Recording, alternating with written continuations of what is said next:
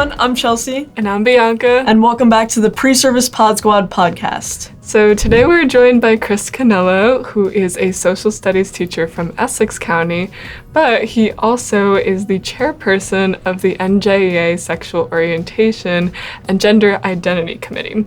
So we're really excited to have Chris as a guest today, and we're hoping that we can learn more about LGBTQIA plus advocacy and how to best support our future students in the classrooms who are so diverse and coming into our space with so many different identities. So Chris, do you want to say hello to everyone first? Hi, everybody. First, Chelsea and Bianca, thank you for having me. I appreciate this opportunity to, talk to folks who are looking to get into the field. Obviously, we need more of them, with what's going on out there. This is I'll tell a little background. This is my 25th year in education. I've been a social studies teacher at Cedar Grove High School, teaching global studies, U.S. history, contemporary history. I've been, up until this year, the GSA, Gender Sexuality Alliance Advisor. For 10 years, I helped produce our plays and musicals. And I think one of the highlights is in 2012, and I can't believe it's been 14 years, but in 2012, we directed and produced the Laramie Project. And, we used some NJEA Pride funds to do a community outreach around that. Obviously, the story of Matthew Shepard and how he was brutally beaten and the lessons behind that. So obviously I like using the roles in school that I play, whether through theater, through the Gender Sexuality Alliances. A long time I worked with student government to bring those messages of social justice, acceptance, tolerance, and making the schools safe for our people. I also serve as the first vice president of Essex County. For a long time, up until this year, I was the local president in Cedar Grove, but I kind of stepped aside and, let some other folks come in and do the work, because, there are a lot of us and we have some really talented people who we should make room for and make space for to allow them to do the work. Thank you so much for sharing a little bit of your background. I really appreciate that. Can you touch a little bit about the project that you did in school, just for anyone who's unfamiliar with it, before we jump in? So, Cedar Grove is somewhat of a conservative community. And, it's years ago, it's 12 years ago now, I had actually, I was trying to look for a play and I wanted to do something that we can incorporate some, educational pieces into it. And somebody had suggested that we do the Laramie Project. Now, obviously, doing a play like that in a community like this, we were kind of taking a risk that there would be backlash. There was mild backlash, and my co-producer or my co-director, kind of handled it and talked to some of the parents and said, "Look, if we can't do what we need to do as educators, we're not going to be able to serve our students best." And we did. We moved forward and we produced it in a little black box. We actually created a black box theater at the high school, and it was performed 5 nights. We sold out in front of 60 people a night. After each play, we did a little bit of, after a couple of the performances, we did a talk back session, having a discussion with the community about the issues and what they saw and what they heard, and allowing the students to express themselves and the fears that they have. So it went well. It was taken well, and I want to juxtapose that to last year in this community where there was outrage because the musical that was selected, and now I haven't been involved in the program for about 5 years. The musical that was selected was the Prom, and the board said no, you can't do it. And a couple students and some alumni had started to organize. They called the press. Word got out, and then within 48 hours, the board said, "Okay, you could do it, but you have to do the high school version." And that production moved forward. It was good to see the students stand up, because it was the students that decided that this was unfair, and they reached out to their parents, and they reached out to folks in the community. I reached out to the press, and the show went on, and I was very proud of my students. So just one of the highlights that I'm thinking is my role here. Chris, to just talk a little bit more about that musical production, How important do you think it is that the school board overturn their original decision, and what kind of narrative do you think that sends to the community? I'm not going to get into the politics of it because I still work here in Cedar Grove, and but I will say, how important was it that the show went on? It was enormously important, considering that what we see going on in schools today, where folks are going to Board of Ed meetings, they're attacking the inclusive curriculum, they're attacking transgender students. There have been situations where I have been attacked by community members in Cedar Grove because of my role in the union advocacy I've done. First, it was with COVID and having to make sure that the schools were safe, and then putting in the curriculum mandates, the Amistad curriculum, the LGBTQ curriculum, and obviously on statewide I played a large role with advocating for that down in Trenton, and then helping some districts and some organizations to bring it into some schools and to pilot a program and to show that it works and to show that it could work. So that played a role. That these students, sent to the community that, look, we are important. We're going to stand up for what we want, and these messages and this kind of content is important, and it's important to be heard.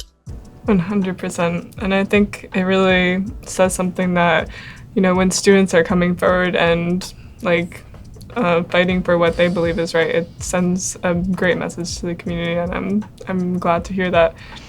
Can you also talk to us a little bit about your work with the SOGI Committee and what SOGI is for at NJEA, and what work you're doing with the union? This is my third year as the chair of the SOGI Committee. And what is our purpose? Our purpose is to represent and to be NJEA's eyes and ears on all issues that are sexual orientation and gender identity, LGBTQIA issues. So our role is to advise NJEA on its policy in those areas, to make recommendations to the Delegate Assembly, which is the governing body on these areas. We plan a conference. Last year was the first LGBTQIA themed overnight conference in NJEA's history. And we made a decision to name it after Carol Watchler, who is a legend when it comes to advocating in our schools for safe spaces and for these issues. She's somewhat of a mentor of mine and somebody I really idolize. She's a member, and being able to honor her by naming the conference after her and the work she's done, having her there to see it was very special. And then at the conference, having we had over 100 members, but 2/3 of those members had never gone to an NJEA conference because it catered to something that that we don't typically do. So we oversee the conference. We plan and march in the parade in Asbury Park. We assist locals if issues come up in organizing around LGBTQ issues. And a lot of stuff. I think some of the things, the projects that we're doing, and we have done over the last year or two. We've worked with the Uniserve division, which is basically the advocating wing of NJEA. They're the ones that do the bread and butter, negotiate contracts and adjudicate situations with members. We've worked with them to create a sample contract language that is inclusive. We're working with them right now to create an advisory for field staff on how to assist LGBTQ members. Look, we're a labor union, we're here to protect our members, and that has to be on the forefront. So those are the things, a list of things that we've been doing. I love the group. I have to say, shout out to my committee. I think they're the most fabulous committee, and they're very hard work and engaged. We always show up, we're always there, and they do a great job. I really love working with them. That's awesome. I think one thing that stood out to me, though, is that you said that for some NJEA members, that was the first conference, the Carol Watcher conference that they attended, which I think that's first of all, that's really great that we were able to engage them, but it's also sad that that's the first time they really got involved. But I'm happy to hear that, and I hope that for pre-service educators out there, they know that they are also able to attend, and they should come and listen to those workshops and speakers and be part of that community. So thank you. Yeah, when I took over as chair a few years ago, I remember talking to some of the committee's members who were on the committee for a while and asking them, hey, what do you see as the role? And we want people to see us not just as the fun people that do parades and do, celebrations, but we want them to see them as people who are advocating. And I think having that space, we purposely made it advocating conference. It's about advocacy. It's about fighting for our rights, standing up for who we are. What could we do to protect our members of these issues? And we didn't make it about professional development. Professional development is important.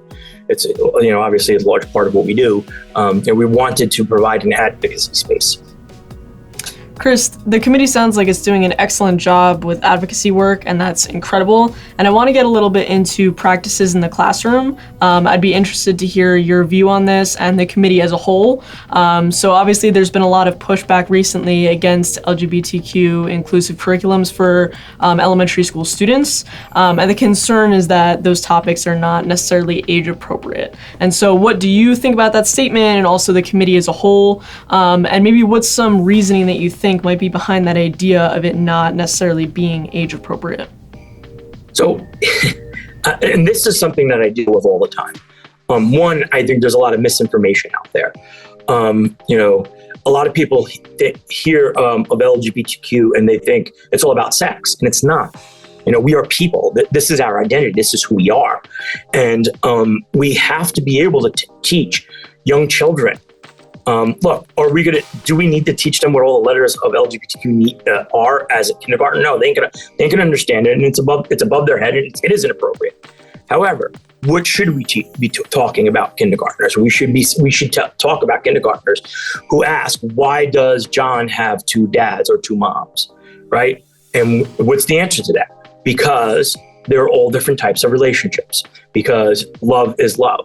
That is what younger students can understand. Some folks want to kind of weaponize who we are and blow things out of proportion to what they're not. It's not about teaching inappropriate things to young children. It's about teaching tolerance, acceptance, and there is a way, and I think there is a way on every level where our issues and these issues can be incorporated. Talking about what the rainbow means. Well, you don't have to talk about, the rainbow is the LGBTQ, it's about the LGBT community. No, how about the rainbow means tolerance and acceptance? And the rainbow, each color means something different. Each color means that each person is somebody different. Each person could look different. Each person can act different. Each person can love different, right? And for instance, and it happens. It's happening now. There are young children who have supportive parents who, maybe it's a girl who wants to go and play with the trucks and rather play with the boys and rather not wear a skirt, right? Well, why doesn't this girl wear pink? And why does the girl prefer wearing blue? Those are conversations because it's okay for that girl to wear blue and to play with trucks and to play with the boys. It's okay, right? Same thing with a little boy who wants to play with dolls. It's okay. We don't need to fit into these little, traditional boxes. I think it's about providing spaces where students can develop as they will. Now, I will say, look, it's not appropriate for teachers to guide these people, and that's not what we're doing. That's not what staff members are doing. And when I'm doing trainings with staff members, I always tell them you have to be careful. Let the students bring the issues to you, particularly older students. It's inappropriate for a staff member to go to a student and ask them about these things. However, if a student comes to a staff member, we need to be able to have an open mind, to listen, and to accept a student for who they are. So those are some of the practices. And when it comes to books, books are sometimes the best way to have these messages for younger children, right? Because these are big concepts. I get it, right? And I think embedding them in books that children can understand, with stories that are not inappropriate or dealing with inappropriate things, maybe dealing with friendships, maybe dealing with who you play with, and some of the other things I talked about. I think that's enormously important. 100%. And I think that, piggybacking off of what you said, I think this is something that is important for all kids to learn, no matter no matter their identity. I think it's something that everybody should be like have an awareness and an acceptance of. Absolutely. And I think, and unfortunately, look, kids don't learn hate, right? They don't. Kids pick up things because they see them. And they should have the right to be able to kind of choose their own path, of their likes and their dislikes. And sometimes I think obviously society has set a blueprint now that's thousands of years old about how a little boy should act and how a little girl should act and when they grow up and what they should do. But we've changed what they grow into, right? Where we don't have a society where we expect women to stay in the kitchen and cook and clean and take care of babies. I think I hope we're past that, so we should change how those gender roles are expressed, on every age level. I think that's important. And again, it's not about, I think it's more important to give the children freedom, right? That's what we're saying. Give them freedom. How we do have a standard set of ways that people behave, when it comes to sex, as far as their biological sex. And that's okay too. However, when a student starts to deviate, it's our job to protect that student and not make that student feel like other. I could not agree more. I mean, I'm sure we both agree that making students feel included is something that starts from such a young age that they pick up on standards that we set that are set by our teachers, and it's harder to undo that as they grow up. But if we create that space earlier on, then it allows for us to create a more inclusive learning environment as they go through their K through 12 education. So I'm kind of wondering if in your own class as a social studies teacher, if you have ever taught an LGBTQ inclusive lesson and what that might look like specifically. I have. I teach world history. It is one of the most difficult subjects to infuse because people were not out back then, Mm-hmm. So teaching contemporary history is a lot easier. And also teaching, I think, in literature, there are literary figures who are queer that you could teach about. But when it comes to history, and particularly world history, it's very hard. Obviously you have some of the older ones, but it's just people were not in the closet. And obviously if people were queer, they were thrown in jail, or they were, there were consequences. So people didn't come out. So some of the things we can in my class, what I teach about, is Castiglione's Book of Couture. Okay, that book that is he wrote that during the Renaissance, I believe. He wrote that on how males and females should behave and how they should act in the court. Right? And a lady should act this way, and a gentleman should act this way. That's a good teaching opportunity to talk about gender roles, right? To talk about how, look, this is what, literally they made a book on how you act, hundreds of years ago. Is that the same today? And how do we define gender roles today? Because they're being redefined. So in that particular, there's one case like that. When you talk about the Renaissance, now obviously there are some Renaissance figures who are known to have been LGBTQ, known to have been gay or queer. So obviously you talk about those people, and you mentioned that these folks are who they are. There is, I think on different levels, you could go deeper. I think with literature, you could go deeper. How do they portray queer characters? Is it a fair portrayal of queer characters? And math, we just want to make sure that when you have word problems, you're being inclusive, right? That you're not always talking about one male or one female, that, you're not always talking, and not just inclusivity about queerness, but inclusivity about race, about other situations. Science, I haven't figured that one out yet.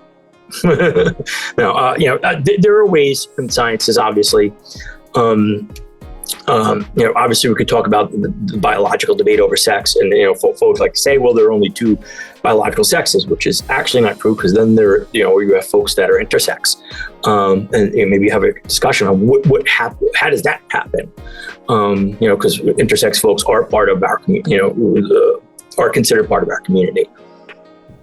I think that adds such like a broader perspective too to the material, that's why it's so important to include this history, even if it's not from current times. Like you mentioned the book from the Renaissance, like it's something that adds so much more perspective to the time period and like how it relates to now. And even as you said in math, like I'm studying math education, and I have definitely started thinking about ways that you can be more inclusive. And like you said, word problems are such an easy way to be more inclusive, like just by using like a name that like has not like cisgender pronouns, or saying in an elementary classroom, like,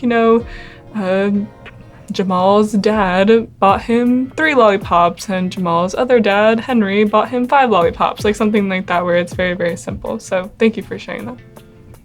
Chris, you talked about, including pieces into your world history curriculum about how gender has been structured across history. And I think that's really important that we're including that. I wanted to ask you, what do you remember about your social studies classes as you were going through, elementary school, middle school, high school, even in college? Did you see any of this included in your classes? And now, is this why you're sort of trying to infuse it into your own? Yeah, well, a little backstory. I didn't come out till I was 29 years old. So, so I had an issue with recognizing my own, who I was. So I sure did not see it. I did not. It was very traditional, and like I really don't even remember having any. Obviously we had one person who was in the theater program, kind of having a trope here, but who everybody was like, oh, he's gay, and he ended up being gay, and I'm actually friends with him now. It was kind of don't ask, don't tell. It really, this will be my 30th reunion coming up. I'm actually helping planning it, and I'm thinking back to that time, and I don't remember us being overtly like, using the F word, but I don't also remember having to deal with that. We never talked about it. So it was just like with my family. My father had an uncle who was gay, and he lived with a man. And I remember when I was growing up, they would come, my Uncle Frank and Uncle Al. And I thought Uncle Frank was my father's brother, and I thought Uncle Al was because we called him Uncle, so I thought he was the other brother. And years later, many years later, is when we first had the conversation. Well, Uncle Frank and Uncle Al were together. It's like, really? I thought they just were friends and lived together. No, really? Come on. And so folks of your generation, I think, are a lot luckier because you're exposed to it a lot more. And we see that in the number of youth who are willing to identify themselves on the queer spectrum. And they're having a conversation of, well, you know what, I kissed a boy, or I kissed a girl, obviously same sex. And even with my nieces and nephews, they've all talked about it, that they have, and they don't consider themselves bi, but it's not something that is stigmatized in your generation. And I think I'm kind of waiting for your generation. Hopefully I'm around to, kind of be the ones running things so that it would get a little better. Yeah. And again, it has gotten better since I've been young.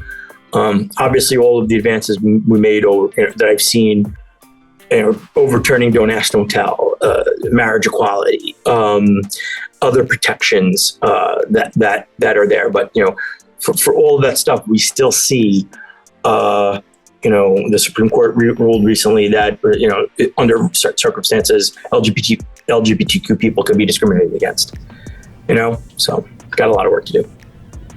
Definitely. But I think that starting conversations, especially in schools with children, is like just one way that you can start the advocacy work. And sometimes I feel like if you don't have that conversation, like don't ask, don't tell you, like don't talk about it, then you're just sort of perpetuating that idea that it's not okay to talk about people who are part of the LGBTQ plus community. It's like they are not normal and they're not part of our society, which is not okay, which is why we need to be having conversations about it. So what do you feel that our school systems can do to improve visibility for our LGBTQIA plus students?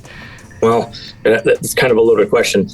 Yeah, that's true. Because what you're seeing right now is you have boards of eds who are being taken over by folks that folks that want to undo the progress that we've done. Okay, particularly for transgender students, and what they're doing, and I don't know if it's unintentional or intentional, is they're making it unsafe for all LGBTQ students to feel free in those schools. Okay, so the one thing we need to do is we need to make sure that we elect people to boards of education who will make sure that their schools are inclusive places, that are not going to buy into the rhetoric, buy into what has been going on. I mean, look, we all know that the reason why this has come up, it's a political thing, right? They're politicizing what's going on in schools because it wins points, right? Because folks who are like me, we're trying to indoctrinate kids, and the other unthinkable terms that we've been called, and it makes it unsafe for folks who are advocating. So and it's just like you said before, if you can't talk about it, and that's what they're trying to do. Make no mistake, they're trying to make sure that nobody is talking about LGBTQ people, because it's okay as long as you're not in our face, as long as we're not having conversations about it, as long as you don't hang up the pride flag, as long as you don't push that on me. They're trying to, and even some cases, I've actually seen people who swear that they're LGBTQ supporters. However, going after transgender people, hey, you're level 1 gay and lesbian. They're fine. I have gay friends. I have lesbian friends. But what's up with but then go around attacking transgender people, saying that they need to pick a sex and that they don't exist and that they invalidate who they are. That's where we need to start. We need to start to make sure that our schools are being are overseen by people that don't bring this hate into our schools. So that's number one. What do we need to do? We need more professional development. I will tell you, the Amistad curriculum, which was the one of the original mandates 15 years ago, that hasn't been implemented. Properly in many schools. So the LGBTQ one, which is only a couple of years old, and I remember I was at the State House several years ago, just about 3, 4, 5 years ago, testifying about it. It's a slow burn. I know in my district they did make efforts. They do. However, we still do have administrators who don't prioritize it. And we have teachers who don't feel comfortable. Like imagine if as an LGBTQ person, you're not comfortable in a school existing, right? Imagine people who don't know the issue, how they're going to be about teaching it, right? Yep.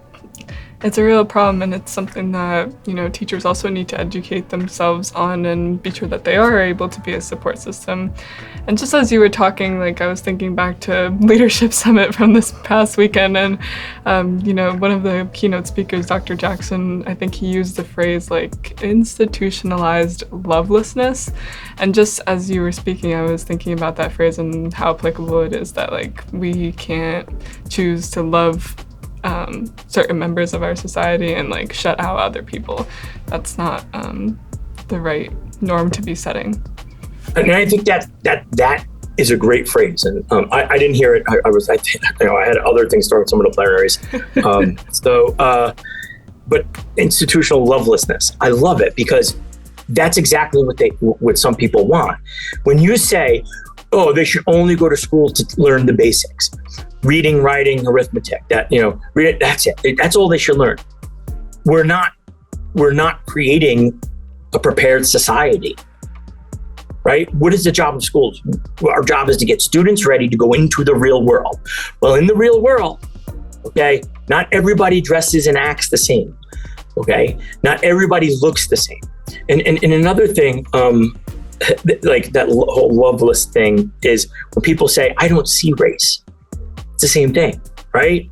It's, I don't see race. Of course you don't see race. And when you don't see race, you're seconding or lessening who people are. And I think, and again, it's a way of stopping the conversation. We don't have to talk about race issues because I'm not racist. If I don't see a problem, it doesn't exist. And often that's too much in our society. Chris, you mentioned before that, a big struggle is having people in power, like on the Board of Education or a part of the administration group of the school, who are just not in support of these inclusive practices. So what might be the harms for a student who is suppressed, by their school from expressing their genuine identity?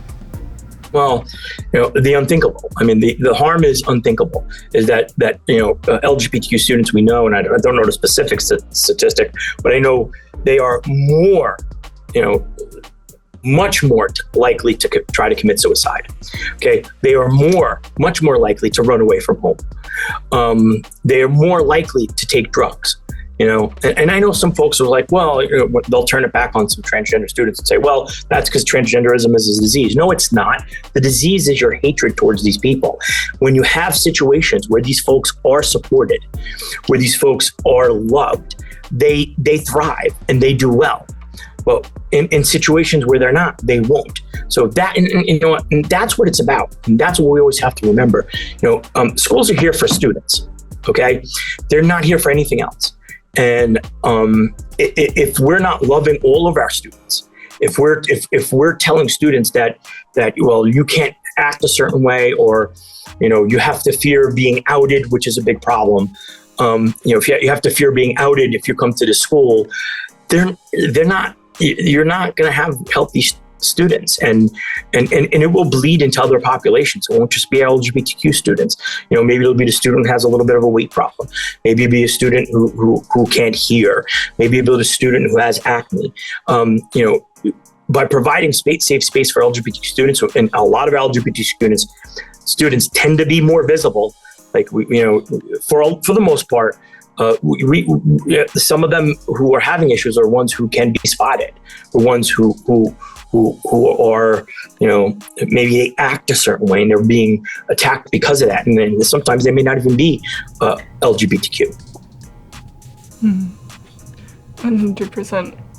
And sometimes I feel like those students are, like students who are struggling with that need to have someone at school, like a trusted adult that they can speak to. So, for us as pre-service educators, what would you recommend is like the best way to support a student if a student opens up to you about an issue that they're struggling with, like in relation to their identity, but may not necessarily feel safe at home to embrace their identity? Like, how do you deal with that kind of situation? I think just being there and listening, and you affirm them. You don't try to talk them out of being who they want. That's dangerous, right? Also, make sure you're aware of the laws in your district's policies. I want to protect you in a union sense. For instance, it may say that, maybe you have to bring in a counselor or somebody else, if that's the case. In a student teaching situation, I would always make sure you bring in if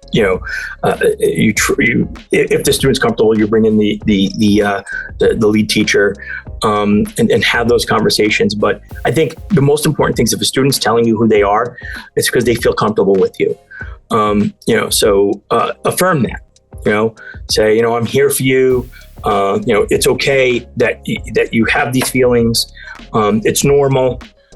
Things like that. I think that's enormously important. I think validation is one of the most important things that students are looking for sometimes. It's just to be validated and their existence to be validated. And again, going back to laws, just make sure that you understand what the laws are. If the student's in danger, that you have the proper reporting tools for that.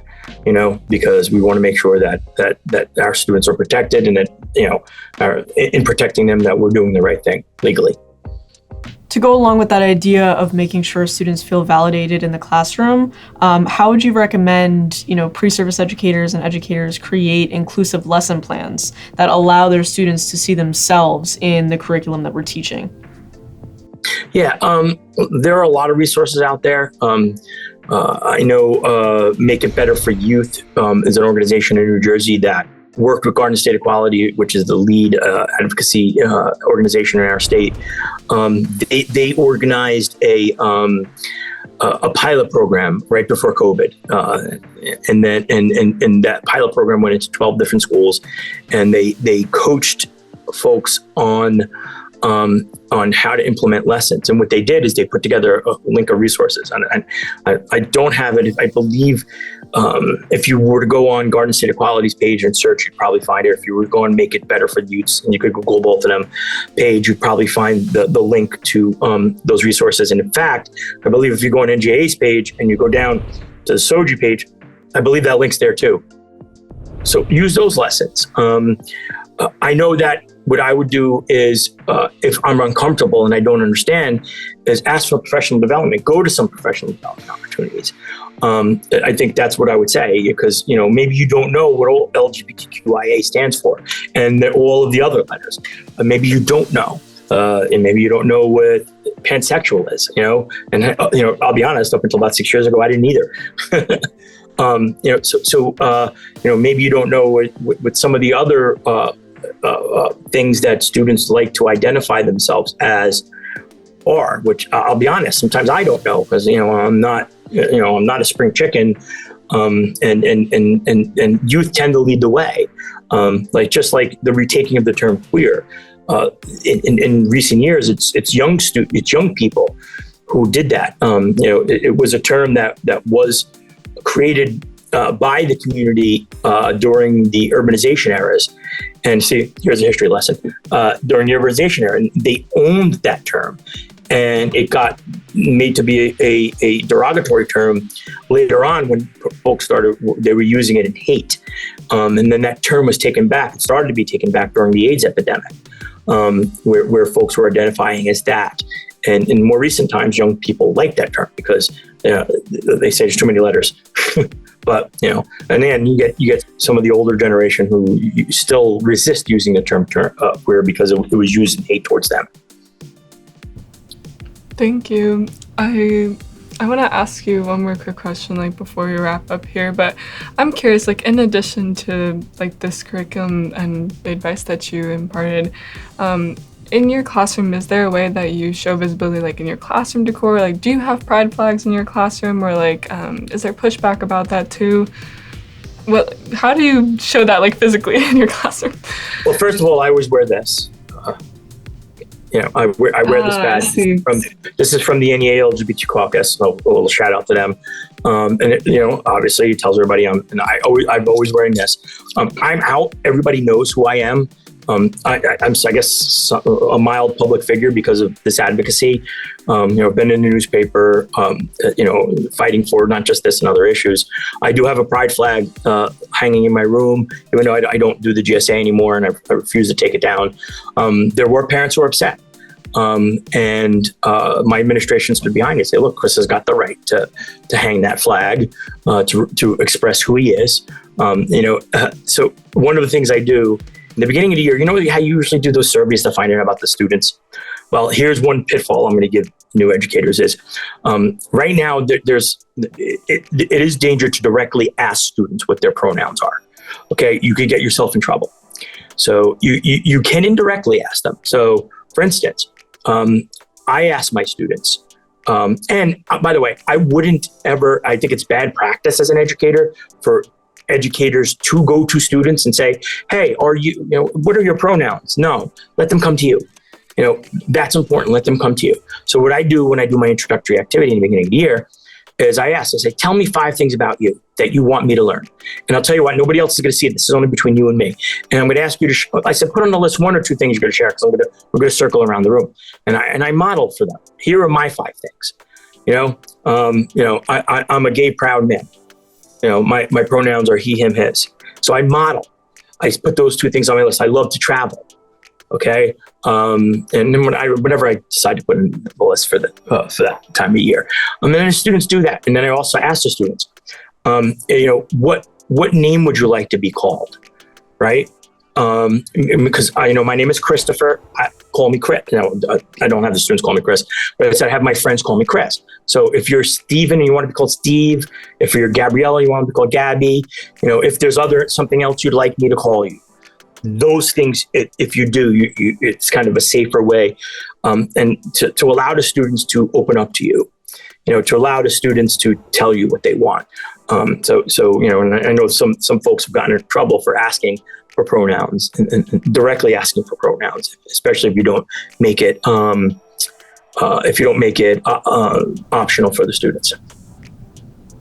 That's a great activity, though, and it still allows students to open up to you and share their identity in that way if they'd like to, but also they don't need to do that. They can also provide different fun facts about their life that they would be comfortable sharing in the classroom. But I like your mentality of letting students come to you, because I feel like you don't force it with a student, and you're also just building a stronger connection and just letting them see you and who you are presenting in how you're presenting in the classroom, but also just letting them be themselves in however they are comfortable.